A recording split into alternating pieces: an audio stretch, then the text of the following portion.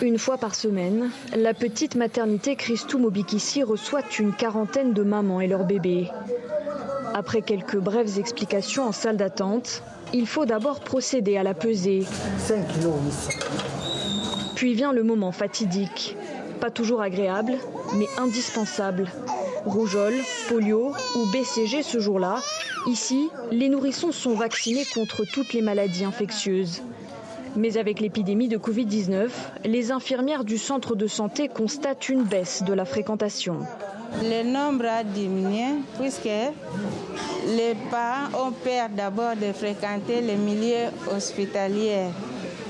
Selon eux, puisqu'ici, ils ont peur qu'ils peuvent venir attraper le coronavirus puisque l'hôpital reçoit tout le monde. C'est pourquoi certains ne viennent plus au rendez-vous. Et pour cause, certains personnels soignants manquent en effet d'équipements adéquats pour se protéger eux, ainsi que les parents et les enfants. Mais si l'épidémie de coronavirus n'arrange rien, la peur est parfois couplée à une défiance de longue date. Papy Manjikidi fait partie de ces parents sceptiques. Père de 2 enfants, il ne croit pas en l'existence du Covid-19 et se méfie des vaccins. Si moi, les parents, je refuse de vacciner les enfants, le médecin viendra prendre mon enfant pour aller les vacciner. Je ne crois pas. Je ne crois pas. Puisque moi, je vais rester avec mes enfants à la maison.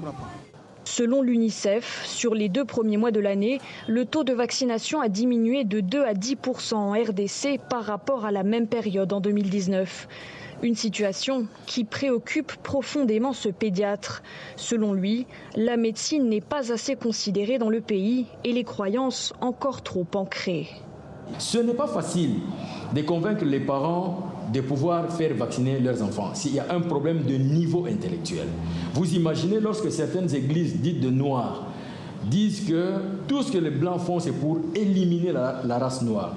Et en matière de religion, il n'y a pas de calcul.